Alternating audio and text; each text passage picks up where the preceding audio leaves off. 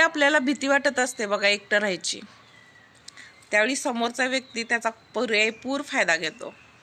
आपण प्रत्येक वेळी माघार घेतोय, प्रत्येक गोष्ट त्यांची चुकीची असली तरी पण ऐकतोय, ह्याचा तो व्यक्ती नक्कीच फायदा घेतो. पण ज्यावेळी आपण खंबीरपणे आपल्या एकटेपणात पण खुश राहायला शिकतोय आणि समोरच्या व्यक्तीचं चुकीच्या गोष्टींना विरोध करतोय, त्यावेळी तो व्यक्ती हताश होतोय, निराश होतोय.